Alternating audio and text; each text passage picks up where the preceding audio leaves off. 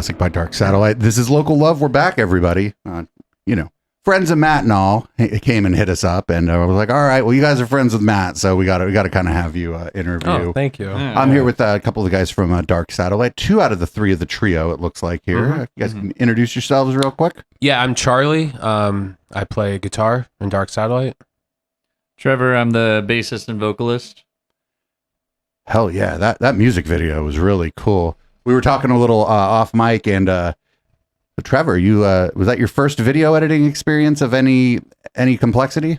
Yes, that's a good way of putting it. I've always avoided like getting too deep in the weeds on the video editing side, but on this one had to get. He was deep in the weeds. I was on very this deep one. in the weeds. Man, we were talking about I fucking hate video editing. I do too. But I know like it looks like you spent some time on that, because especially if you were just getting going, like you definitely cared about the end product. You could hate the process and still care about the end product. Yeah. So, and that's great. That's great. See, that's the title track off your recent album. Correct. Yeah.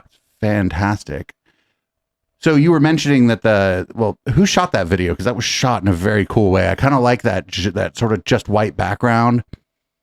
Yeah, so we had 2 camera people film us. The Super 8 footage was someone named Claire Donahue from Rainbow Tunnel Productions in San Francisco.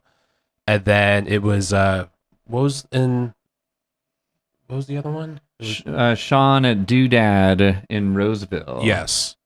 And there's about a few months apart from filming. So it was a long process of figuring out, what type of shots we wanted and, what kind of style we were going for. That bright white background is very, very cool.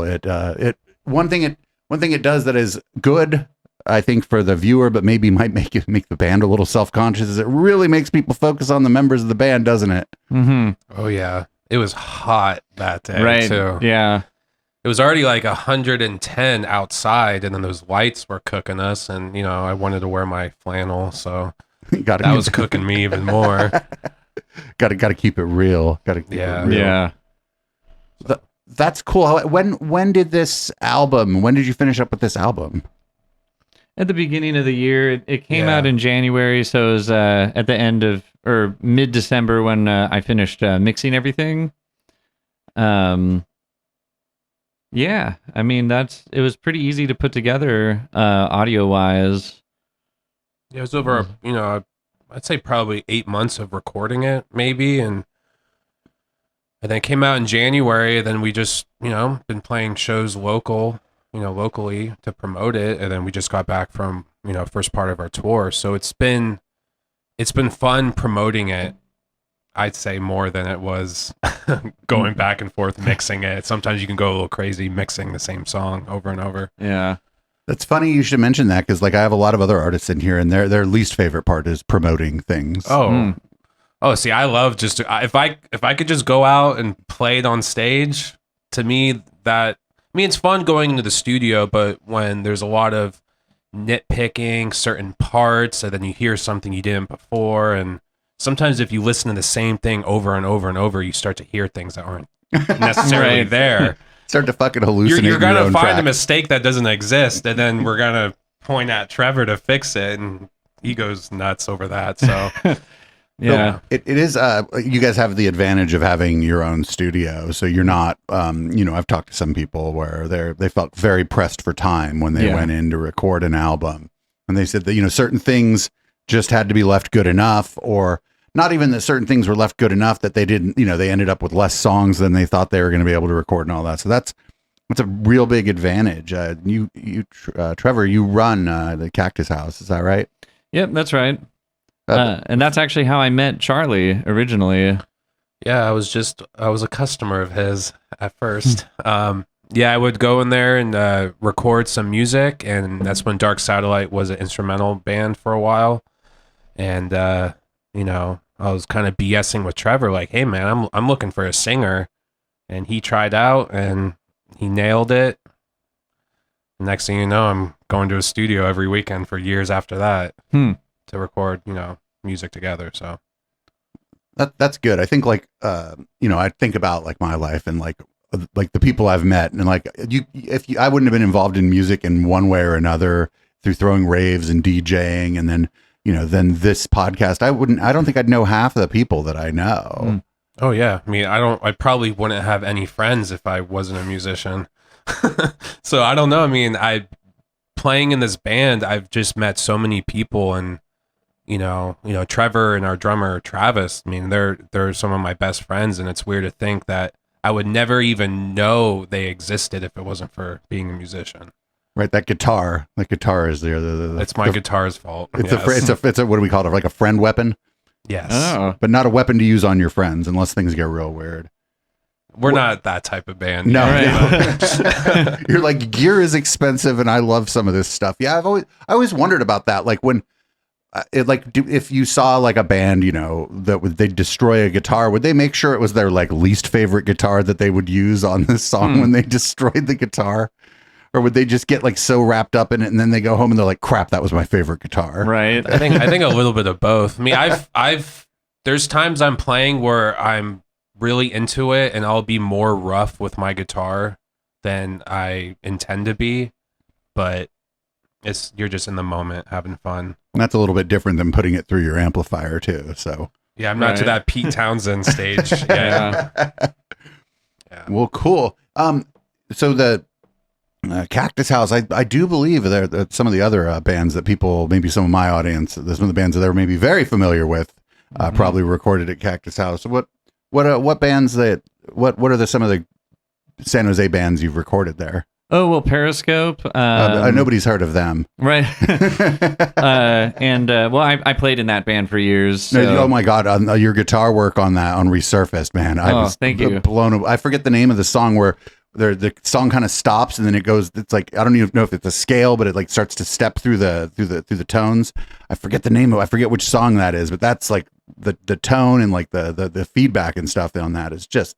Oh, was it My Disease? The opening track. That one has that cool like harmonized, kind of like walking sort of part. Yeah. I fucking blown away. Absolutely blown away. That was always fun to play live too. Yeah. But we're not here to talk about. No, we're not talking about Periscope anymore. But hi, Matt. Oh yeah, he might be listening. Recently I've been recording Family Obligation. Oh, cool. Kyle's been kind of a good Kyle and Tara have been like good friends of mine. They were some of the first people in the music scene that I met when I moved to San Jose. Cool. 12 years ago. Oh yeah, they're great people. Oh yeah, they're fun. They're a fun band to watch and just. Oh yeah. They kind of came out of nowhere too. Either that or like I just didn't see them. But then they played at. Oh, they played the Periscope show. I think at Art Boutique, the album release, and I was like, "Whoa, wait, what?" I was like, "This is so fun." So that must have been fun recording them too. Oh yeah, they're like the easiest band to work with in the world, and they're just such nice people, and Micah is such a good understated drummer too. I'm not just saying that because they're like regular recording clients. It is actually that dude is rock steady. Yeah, super easy to work with.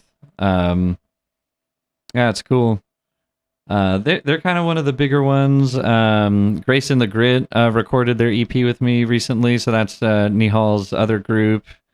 So they'll probably be on here pretty soon, actually. Very good, very good. Yeah, Nihal I had on one of my last interviews from the San Jose studio. Right. But it was more to talk about Nihal because we had talked about her band. Nothing wrong with her bands, but it was more interesting to like hear about her experience, especially being like a woman in like what is largely a boys' club. That was a interesting conversation. Yeah, definitely. And it's not always, but sometimes it's harder for women. Most of the guys, especially the guys that in like our kind of group of people, are not that aren't shitty like that. But it doesn't mean that other people aren't. Oh yeah. So you said you finished part of your tour. Where'd you guys hit up? So we went to Portland, then we hung out in Seattle for a few days, and then Eugene, Oregon on the way back, and we made a stop in Eureka. And then we're going to be going to Fresno, LA, San Diego, and back. That's October 5th we leave. So you guys are doing like a kind of have a split in half West Coast tour with a stop home because your lives do happen. So originally we were going to do it all in one shot, but a couple people told me like, hey, if you want your band to stay together, you should probably take a 2-week break in between. If you don't mind, who told you that? There's a booking agency that kind of guided us on, to reaching out to certain venues, and they made that recommendation, and I was like, okay, yeah. I thought it might have been. I thought my first guest would have been Curtis from Monkey because they've been on many tours, and he has many stories. To be honest, though, I did not want tour to end. I mean, you guys are having fun. We were having so much fun, and we never really get to hang out as a band. We're always just recording or prepping for shows. So being able to, working, right? You guys have jobs. Yeah. So to be able to sit in a car or in a hotel room with these guys and just crack jokes and drink beer and laugh our asses off and watch stupid shows was a lot of fun. The break's probably good though. Lets you recharge. Lets people, if I don't know. I don't know if all three of you have day jobs, but it lets you hit back up your day job and see your family, see your friends. Mm-hmm. Yeah, of course. Just take a break. I couldn't imagine as a DJ, I went on like some smaller tours, but there's a lot less involved. Even back then, I mean, I had to carry my records and some headphones. It's a lot less involved. And like I was with a couple guys. I traveled with a couple guys, but it was because it was convenient. We weren't like a band, right? So it wasn't really the same dynamic. But I was I was gone for like 5 days, 3 shows in 5 days. Then it was like 2 days off, and then the 4th show. By the middle of the 4th show, I hadn't even played yet, and I was ready to go home. I was like, I just want to go home. I was like, fuck Boise. And then we got up for breakfast, and it was $4, and I was like, I could move here. Right? Yeah, I wish we had that when we were on tour. God, man, shit was so expensive. You guys. Well, Eugene was probably cheaper than like Portland or Seattle. I forgot where we were, but I think gas was like $6.50 or something. It must have been Seattle. Yeah, Seattle.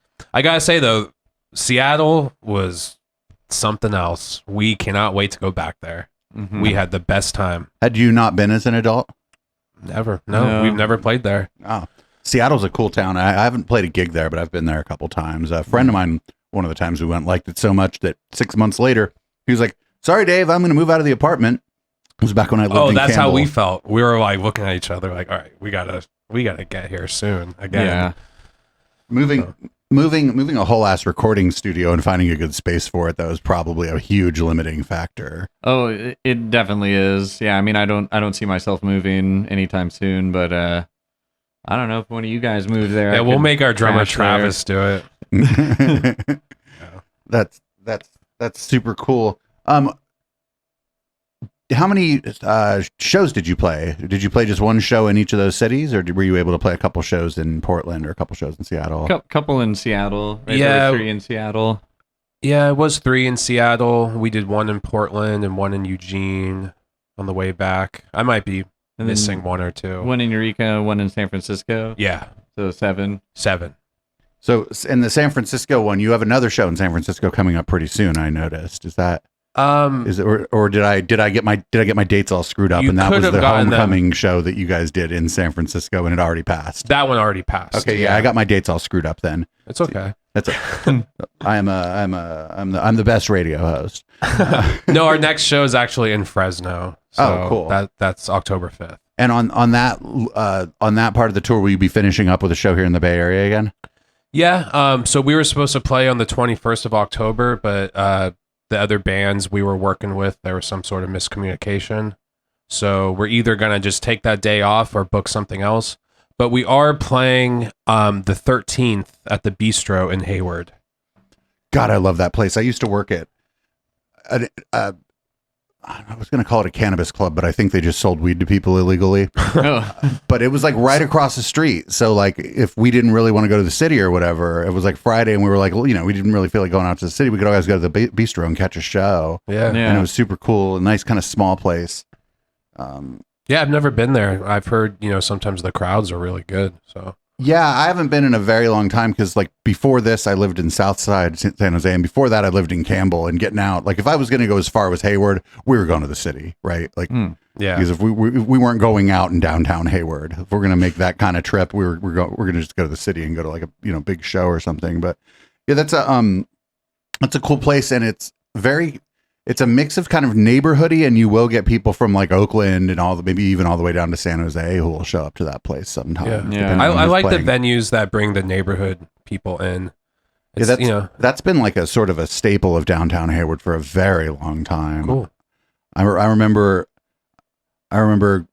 going there, and when I was 20, and it was I wasn't supposed to be in there, but my friend's band was playing, and I somehow managed to get in. I mean, that was like 25 years ago, so it's been there a very long time. So that's a great place to come back to. And if you've never played there before, I think it'll be fun. On your tour, how are the crowds? Like, which city do you think? I know you liked Seattle the most, but which city do you think you got you had the show maybe with the best response in?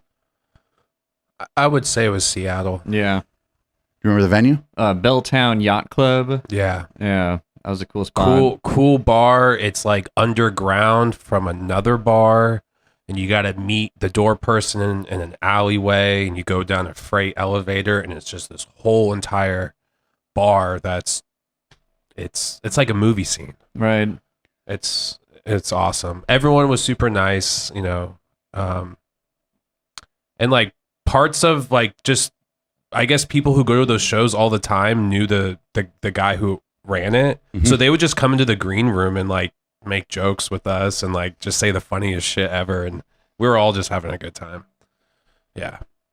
That's cool. How was the show in Eugene? Because I know Eugene's like a smaller market. Yeah, it was fun. It was like a small type of crowd. I think it was a weekday too. Yeah. Was it at least like a Thursday? I think it was a Thursday. Oh, that's good, because a Tuesday it's not rocking, right? Right. Yeah, Tuesday shows are kind of hard. But yeah, it was a Thursday, and there was like this cool cat that was just sitting at the bar the whole time. That's right, and Buddy was his name. yeah, I'm glad you got his name. Good ass beer. Yeah. But we were like, there was just a moment I was standing in that crowd, and I'm like, what city am I in again? And what day is it? But yeah, Eugene was fun. That's kind of a good feeling though. Like, because I mean, the last time I really felt that, it was more like I was on vacation and you guys were definitely out working, but still like being like, I'm not at home. I kind of forget where I am and I don't know what day it is. That's kind of a good feeling actually, because we're so connected now, like just so completely overly connected that like even not knowing what time it is kind of bizarre. So right. Feeling a little out of place, out of sorts, and like not remembering where you're at and what day it is actually pretty fucking cool. So if it's okay with you guys, we'll take a little break and we'll play play another song from your album. A favorite I hear, it's Little House. Mm-hmm. Anything we should know about this before we play it, or maybe talk about it after it's over? Oh, we can talk about it after. Okay, great. This is Local Love. We have Dark Satellite here, and we'll be right back.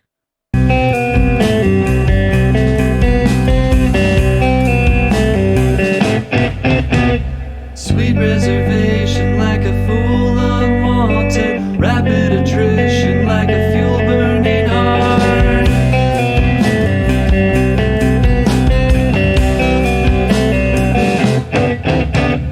Leaving the station with a sense unspoken, quiet sedition in the emptiest room.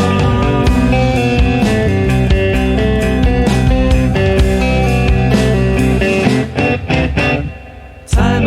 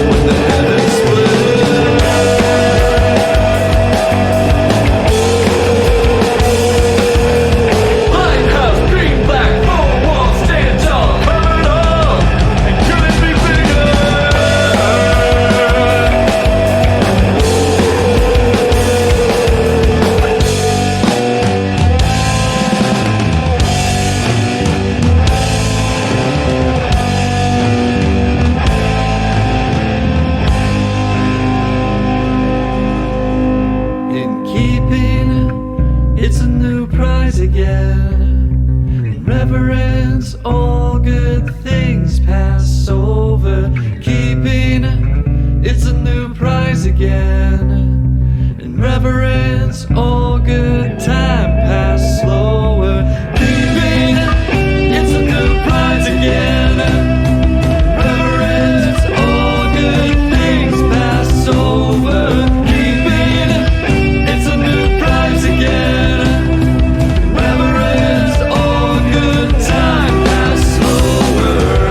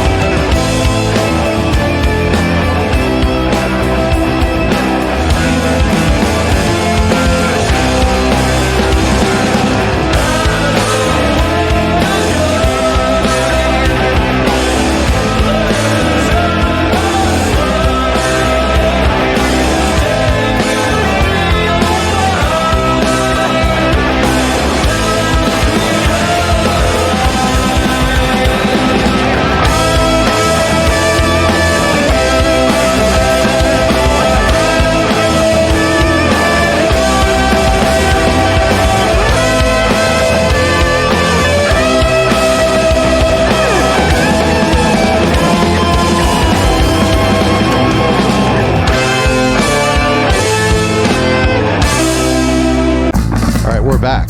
That was Little House by Dark Satellite, and I had forgotten to turn off the thing that keeps playing the music, so whatever. This is, we're professional here. Professional. I'm here with a couple of the guys from Dark Satellite. Oh, your drummer's not here, though. Can we give a shout out for your drummer, please? Yes, Travis Drum. He's a drummer named Drum, and he's fucking awesome. And we're so glad he's in Dark Satellite. His last name really is Drum? Drum with two M's. That's very cool. Sometimes I feel like he gets annoyed at shows, but like he'll be talking to someone and I'll just completely interrupt the conversation. I'll be like, dude, you gotta know this guy's last name. It's Drum, dude. And usually the person he's talking to is like looks so annoyed and pissed off at me. But I like that. I learned. I just met you and I learned that you're like me. You do kind of like annoying your friends and the people they're talking to at the bar. Yes, we're the same. That's very fun. It's all in good fun, and you hope you don't piss anybody off too bad, but not too bad. So, no, yeah, he's a good guy. He lives in Sacramento, and he makes the long drive to San Jose. You know, at least like 3 times a month to practice with us and record with us. So he's a good, dedicated member. Is this like on a weekday? It's like Saturdays. Oh, okay. Yeah, we've been so busy with shows, but our usual practice day is like Saturday. Which sometimes it's a bummer because there's a lot of cool shows of bands that we know, but we're all, Saturday seems to be the only day that we could all get together. Yeah.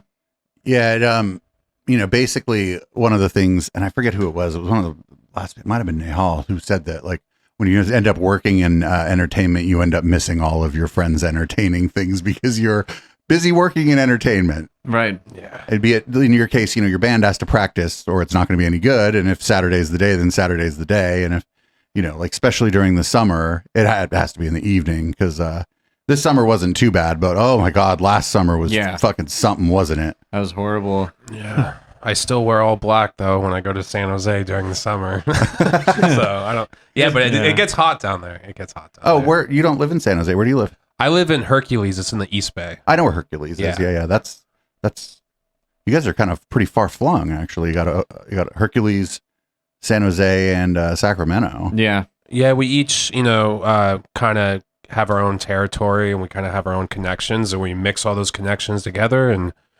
that's why we mainly play shows from the East Bay to San Jose and then SF in between.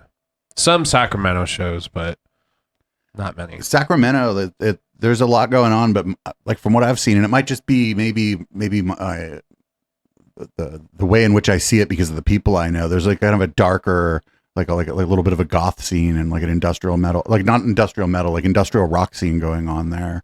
That's actually pretty big, and that's I've heard. Also, like pop punk is kind of big in Sacramento too. That's kind of big everywhere. Yeah, you can almost take the word punk off the end of it. Not that it's not punk; it's just that it's become so popular. Yeah, you're right. Right. I guess Because that's all. I mean, somebody asked me to like define pop music, and I was like, "Are you kidding? It's just music that's popular. I mean, it could be anything." Right. Like during the '80s, it was that heavy metal that everybody was. Not really heavy metal. I mean, the fake heavy metal, the hair metal. The hair metal, yeah. that was being marketed as satanic, so that like the people would freak out about it, so that more kids would buy it. That was the pop music of the day. And then after that, kind of hip hop came along, and then more recently, it's been a lot more like electronic driven. The pop music has been. But that's all pop music, and people. It's really weird thinking when you hear people try to describe pop music. It's like I don't think you can. But yeah, that sort of pop punk has always been like big, and here in San Jose too, actually. Yeah, a lot of those kinds of bands, and I don't know where you draw the line from like punk rock and pop punk and stuff. So I don't want to start throwing around names and having people come for me. So although everybody in the music scene's super nice. When you're in San Jose, where do you guys, I mean, I know the answer already to this. Where do you like to play in San Jose? Well, I mean, it's just Art Boutique and Caravan mostly in San Jose, and yeah, that's everybody's answer. Have you guys played the Ritz yet? No, not yet. Yeah, we may later this year in November. There's a band that's going to be on tour that contacted us, so that's a possibility, but nothing is set in stone. Yeah, that's a pretty big room. It'd be hard for like local acts to fill that room up. You'd need to be there like supporting somebody touring. We played a place called The Orifice. Oh yeah, in downtown San Jose. It's right next to, was it La Vix? By San Jose State? Yeah, Iguanas is around the corner. Yeah, it's like a super like punk DIY, like basement, garage, beer cans everywhere. It was so much fun though. The right level of sketchy. It was just that's funny. The windows were cracked just enough not to be worried. But yeah, I mean, there was a lot of people that showed up. There was a line down the street for people to come in. Super loud. Nothing was mic'd up, but the energy was there. Yeah, good spot. So I think the Orifice and Art Boutique, even though they're on two different sides. Oh yeah, definitely two different sides. Those got to be my favorite places in San Jose. Do you know if you said DIY and I don't. Do you know if they're like, was there a bar? No. Okay. No so yeah, I know what kind of. It's the kind of space I may have once been looking for a different kind of event. Yeah, no bar, maybe no permit. Yeah, like no real sound person either. Right. It was more like just turn up, and someone was just working like a projection screen, and it was fun though. It was a lot of fun. You know if they're still doing shows there? I think they are. Yeah, I think I saw one happen, a few weeks ago. But yeah, it's the Orifice on Instagram. If anyone wants to look them up. Very cool. Yeah, definitely two different ends of the spectrum. Mm-hmm. The thing I like about Art Boutique, I mean, the sound's good, but the lights. I mean, yeah. Bill's a great lighting guy. Yeah, and I had to do lighting, and so I was like, I tried to bend Dan's ear about it, and Dan's like, I don't do the lighting. Because I had not here, but when we had the other space in the garage, it was like really hard actually to get the lighting for our shows the way we wanted it to, because you can't you get bright lights and you point them right at you. Okay, that's great. Now you're just casting shadows on everything, and you accidentally look up at the light and you can't see for a day. So that's not really doable. But then in a garage, you point the lights up and hope that they reflect, but then everything's brown. Right. So you're not going to get a lot of reflection. So yeah, I think we played like a new song at Art Boutique one time, and the lights were just spot on. And it's like he must have just heard it, like, you know, because that song's not on Spotify or anything, and he just like picked up every cue we had from the song and had cool lights to match it. I think there's a mixture going on there of like manual and computer control too, where they use the like here we have. I don't do it while we're talking; it would scare everybody. But we have the ability to like use the audio input to sort of trigger the lights, like flashing. So if I like screamed, it would just be like flashing red lights. It would, yeah. I mostly use it when I like DJ late at night, like on Twitch, cool. so that it's, you know, the lights are going with the music. Damn, that's awesome. So, and I can't imagine they don't do at least a little bit of that there because they have a pretty complicated system. But yeah, the light guys working hard, and I mean, also they spared no expense on those lights. I have just cheap plastic lights. They spared no expense on those lights. I bet like one of their lights is more than all of my lights, right? Like and it's such a cool place. And you know what I like about that place the most actually is like you see people there with their fucking kids, and that's so cool. When I was younger, I'd have been like, what the hell are kids doing at a show? But now that my sister has kids and half of my friends have kids, I'm like, oh, this is kind of dope that you're able to bring your kids here. Yeah.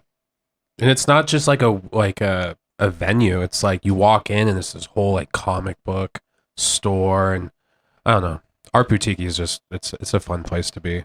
Yeah, there's a way in which that could be totally whack, but it's not. Do you know what I'm saying? Right. There's a way in which it could be kind of cheesy, or like it feels like they're trying to kind of pump you for money or whatever with all the merch in the front, but there's no like sales pitch when you go there or anything. It's very cool. Yeah. Right.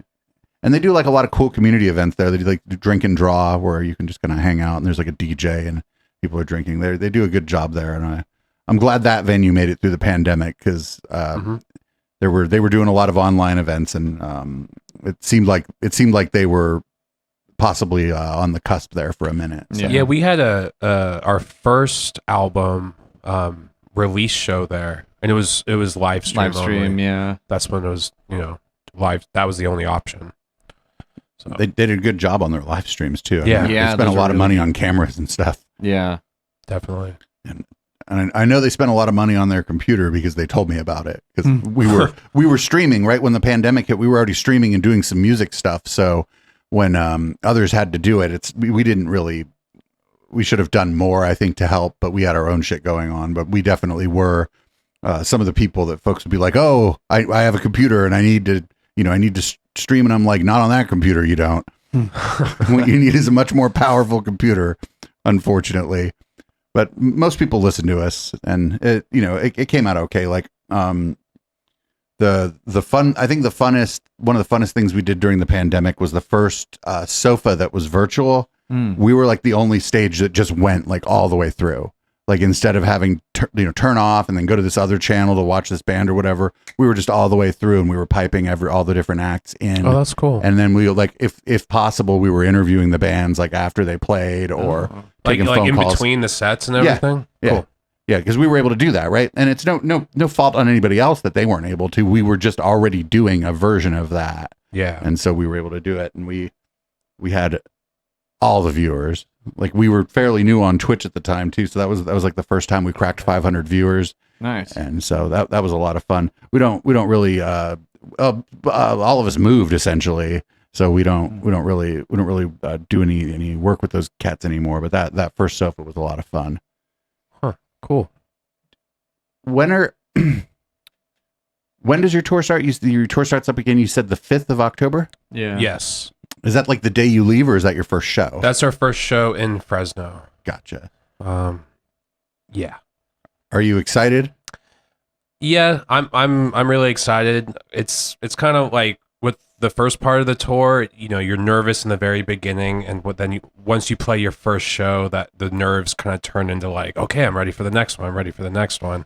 And now it's like a reset. So I'm like catching up on sleep pretty much. But I think once we do that first show, the excitement will come again. That's assuming nothing goes horribly wrong on the first show, but maybe I shouldn't jinx it for you guys. The first show actually looks really fun. It's like an art festival thing. Oh, there's cool. a bunch of bands, and there's like a cool like goth DJ playing. I forget his name. But yeah, it seems like a really cool little festival we're doing. And so that's like probably during the day. Actually, it's around the evening time, like around 7:00. So. Oh, Yeah. cool. When I think festival, I think like outside and during the day, but That's what I thought at first too, but no, it's like a really nice brewery. oh, cool. Yeah. So you guys will probably get drunk by accident, of course. Yes, we will probably. So I want to talk a little bit about the album. When you guys go to write, how does this work? Because you guys are all in like 3 different places, and I presume that you're writing even when you're not together. Yeah, we are. So how does that process? It's not going to be the same for every song or whatever, I understand, but like generally, how does that process work for you guys?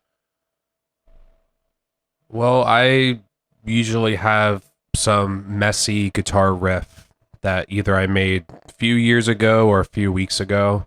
And then I will bring it to Trevor's house. And then me and Trevor will kind of jam on it for a while. And then Travis will do some stuff, and we'll just kind of jam on it. And then it'll slowly form into a song. Yeah. So, you're usually the one that starts the songwriting. I say a lot of the songs on the EP, they were guitar riffs that I had for a while.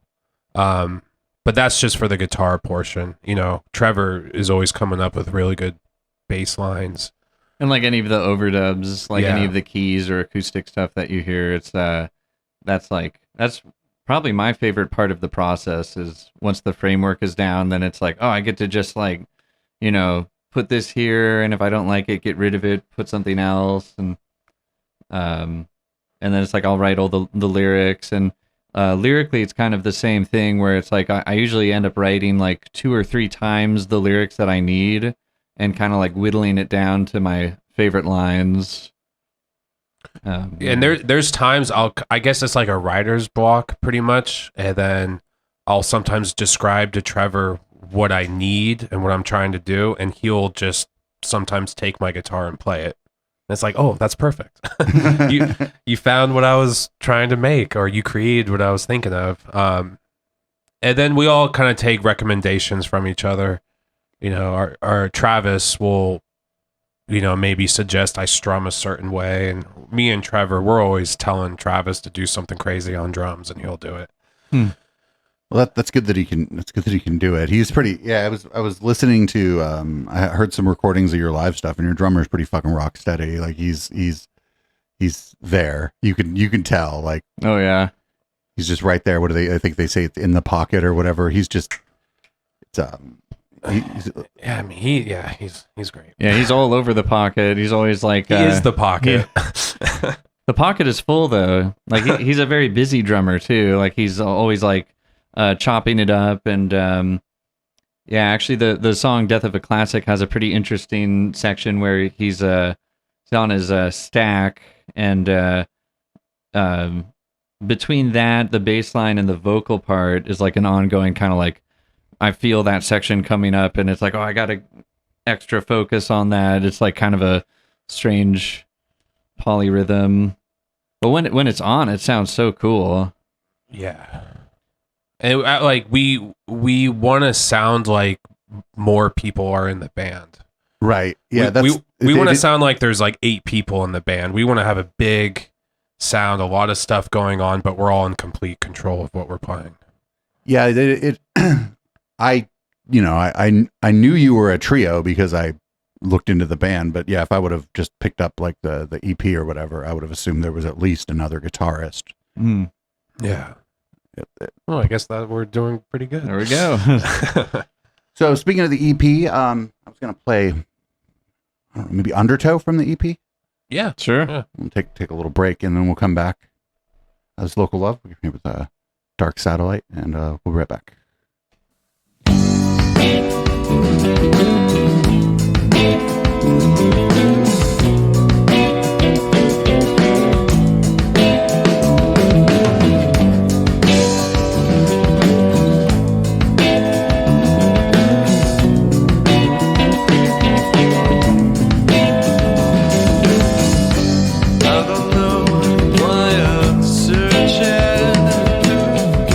But I know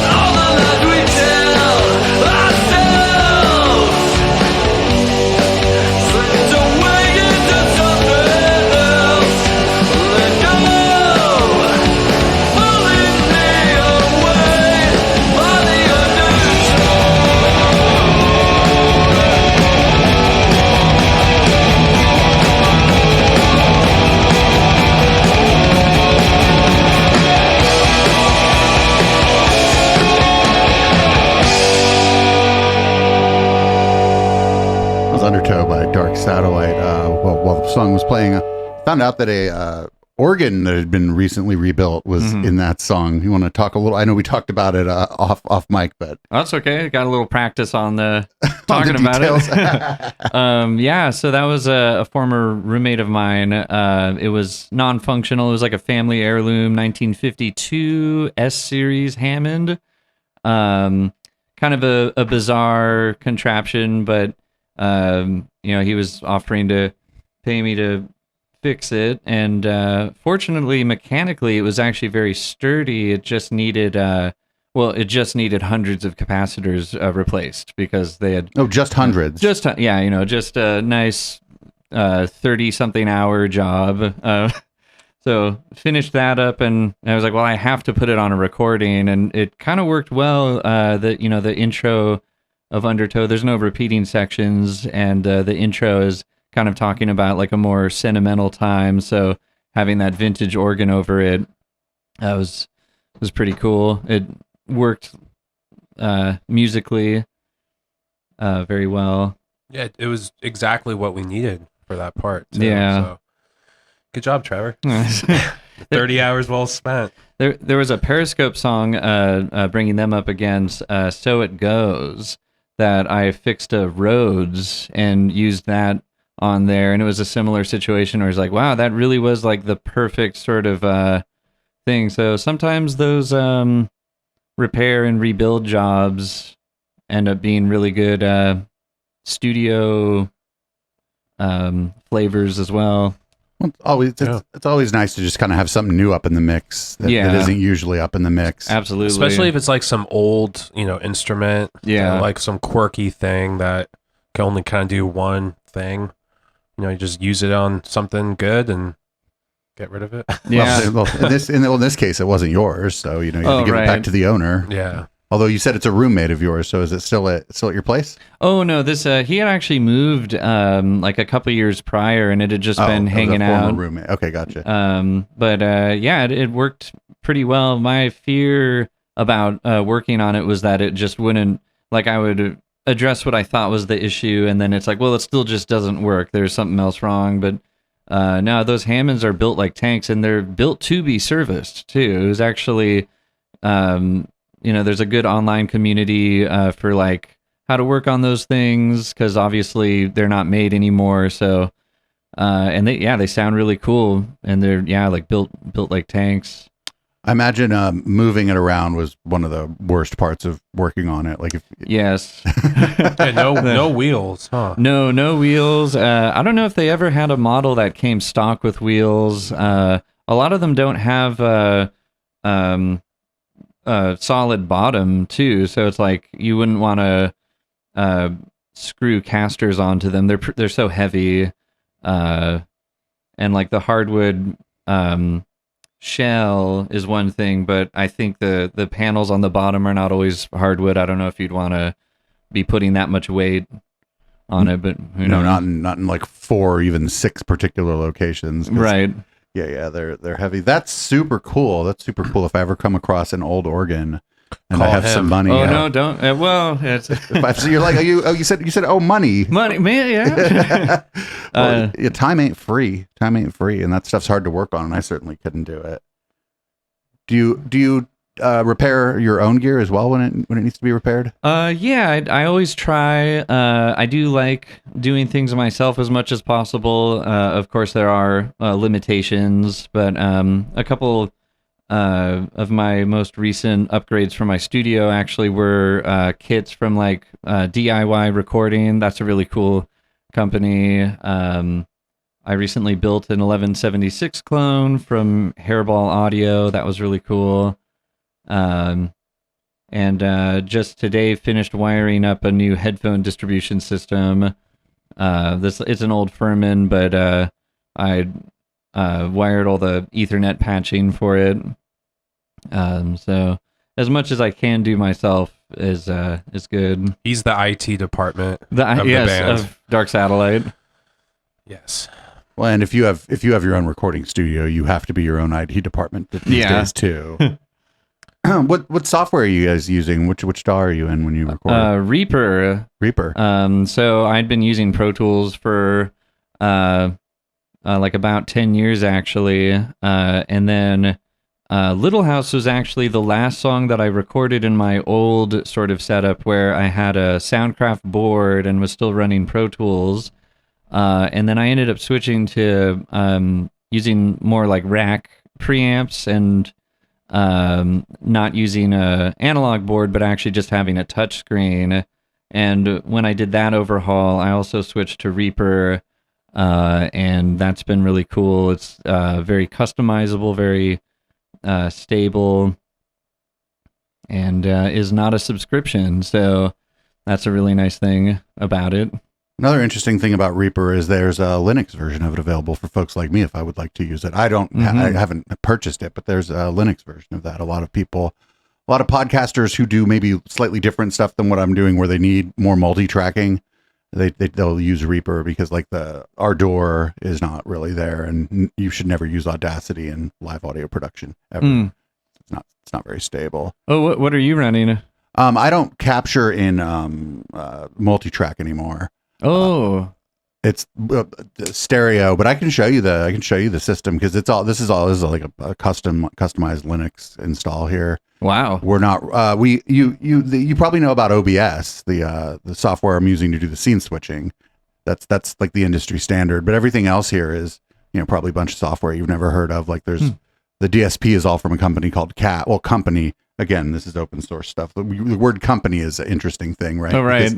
Because they're probably hemorrhaging money and relying on volunteers. But yeah, it's different. It's not, the software is not going to be like super familiar to people. But the gearheads who come through here generally think it's pretty cool. Yeah. What do you use for preamps? What do you guys have there for the mics? Oh, well, my favorite channels are so I've got two LA 610s, so that's Universal Audio's 610 preamp, and then there's a channel strip with preamp, the shelving EQ, and then the optical compressors, and then I have one 6176, which is another 610 preamp into the 1176 FET compressor circuit, and then I've got an SSL alpha channel, which is actually like my go-to for guitar. Pretty much across the board. And then I've got a quad of Cytex. I don't know much about that company, but a couple of people had recommended them. They're super clean. I like to use them on overheads, room mics, and stuff like that, drums. And then, yeah, I've got the interface preamps on my RME Fireface 800. So, yeah, I'm still running a Firewire 800 system, but really still works fine. How are you getting that into a modern computer? Well, I'm not using a modern computer. So it's a 2012 Mac Mini, and it's instead of the Fusion drive, I have two solid states in there in RAID. So still keeping up, still chugging away. I mean, it survived editing that video, that 6K footage. That almost killed it, though. Well, I wouldn't say it almost killed it. It only crashed once, in, editing that whole video. It was nerve-wracking editing that, and then just like something freezing, and then the computer getting really hot, and we're like, oh yeah, because those don't really have a graphics card in them, really, to like help with whereas I don't know, there's not a big graphics card in here because I don't game, but definitely if there was no graphics card in here, I would notice it when I opened a video editor for sure, and I wouldn't be able to stream at all. Oh right, yeah, would not be able to do all the scene switching and stuff. So that has a Firewire 800 port on it. One Firewire. That is a long time ago. It doesn't seem like it's that long ago until you think about that. It's 11 years ago. That is, yeah. And you don't. Well, I mean, that makes sense though, because you were talking about all your DSP, and all your DSP is hardware, right? I even have like analog. My main reverb bus is actually two spring reverbs that are rack mounted. And yeah, I mean, like most of my compressors, I've got a 500 series rack with 10 channels of various kinds of compression and limiting, and even a pair of Pultec. So I actually have Pultec EQs. That's probably the biggest gear improvement I've made recently. Yeah, so you don't need a whole bunch of compute horsepower. Exactly. And the Reaper plugins, especially, I have to say, they're so efficient and they work really well too. I'm not big into coding. I think it runs on JavaScript. Actually, I don't think it's like but I could be wrong. But I'm pretty sure because it says JS next to the plugins. So yeah, they might be. I'll have to ask one of my friends if he knows much about that. Yeah. Well, that's very fucking cool. Do you guys do your own mastering, or do you send that off? We do our own mastering as well. Yeah, we're all in house. We do everything. Trevor seems to have the same problem I have. It's called not invented here syndrome, where if it's not invented here, you don't want to use it. It's right. But that's cool in a way too, because then you don't need anybody. There's ways in which it kind of sucks because there are ways in which you cannot possibly be the best person at every individual task that goes into producing something. But if you might be the best person for all those tasks. It seems like everything that comes out of there sounds real good. Oh, thank you. And where is the studio at? Is it like a home studio, or are you renting office space, or what's up? It is a home studio. It actually is the original house of Cactus House. So Cactus House was a miner's cabin in the late 1800s. I'm out in New Almaden, so that's an old mining town. So that got built up in the hills and then dragged down to the spot that it's at. So that's like a 200 square foot redwood miner's cabin, and that is now the studio. I just put like a 500-pound steel sound door that separates it from the addition that was built in the 60s and then renovated over a couple years when I moved in. So that's the rest of the house back there. And yeah, it is kind of cool. It actually is the best sounding room in the house. I did try recording a lot of different things all around the house, just in the early days, just kind of for fun and with friends. And actually the early Dark Satellite recordings are some of those where we were putting amps in like hallways and stuff and just trying things out. It was before he had a soundproof door. Right. So I would always just tell my roommates, hey, sorry, it's going to be loud for a while. I was the loud one to piss them off, but I was putting amps in his kitchen, like 22-watt combo tube amps, and just cranking it. Yeah.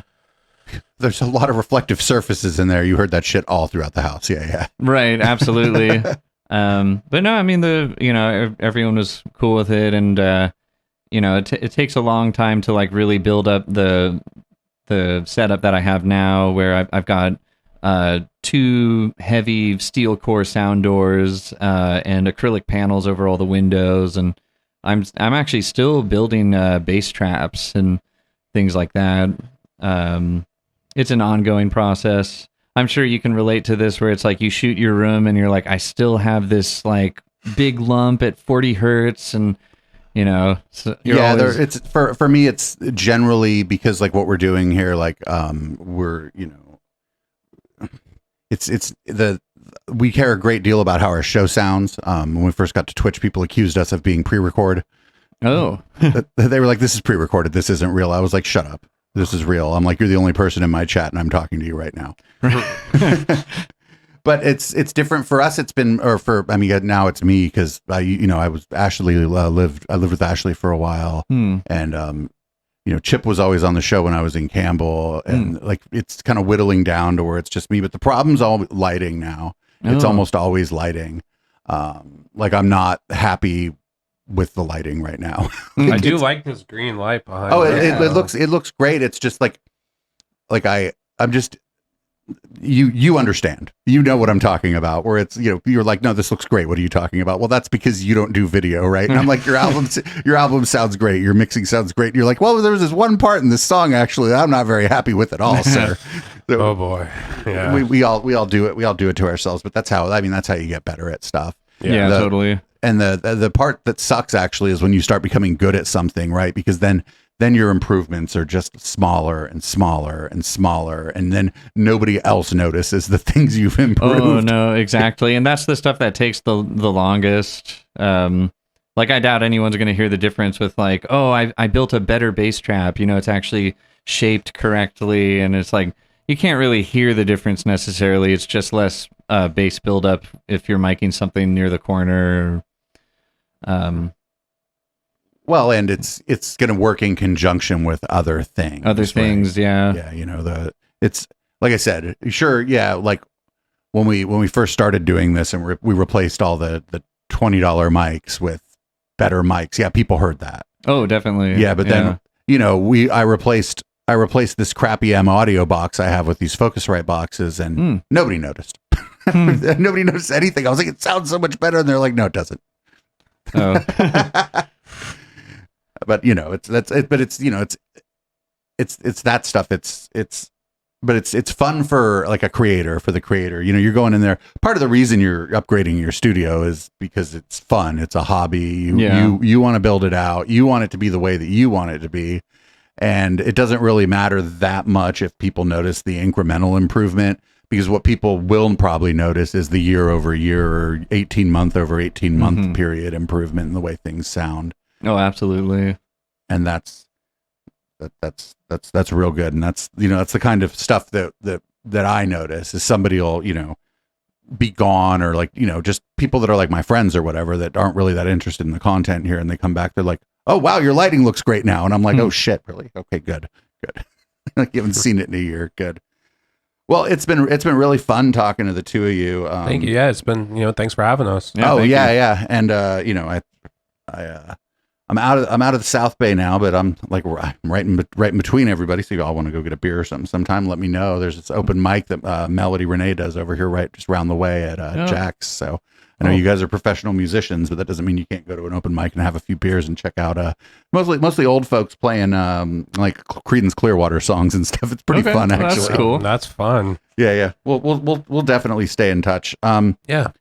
Where's the best place for people to find you? I didn't even ask that at the upfront. It's like, okay. Where would you prefer? Like, if people were going to go look for Dark Satellite, and then if people were going to go look for Cactus House, where would you send them for each of those places? For the band, for Dark Satellite, Instagram, just Dark Satellite Band, and we also have a link tree on there that will bring you to our Facebook, Spotify, Bandcamp, Apple Music, all that stuff, our music videos, and we list all our shows in the bio of the Instagram too. Cool. Yeah, and I'll make sure to put the link tree, at least probably more than just the link tree, but it'll be in the show notes for the podcast. But Instagram, you can message us, and if there's any questions, if you're trying to go to one of our shows and you have questions about it, feel free to send us a message. I mean, you guys are pretty friendly, so most of the time. And then where would you want people to look for Cactus House? Oh, I'm also on Instagram, but cactushouserecording.com would be perfect. And I actually have it set up now where people can book online. So there's I switched over to Squarespace to use their scheduling. That's what my website's on too. I've been like a web developer and I run servers and stuff. But when we went to put this project together, I was like, no, we're going to use Squarespace so that everybody can contribute. And I was under the impression that other people were going to help me with the website. Well, yeah, websites are, Squarespace is a lot easier. I did start on WordPress and I switched to Squarespace for the booking, but yeah, it's a cool platform. It definitely makes things a lot easier. And there's also Dark Satellite. Is it darksatelliteband.com? Yeah, darksatelliteband.com. That's also in our link tree. So we got a lot of places you can find us. And for getting the music, for the Dark Satellite music, I mean, you probably prefer people order the physical CD from you if they can. But the overwhelming consensus has been Bandcamp from all the artists, that Bandcamp is the best.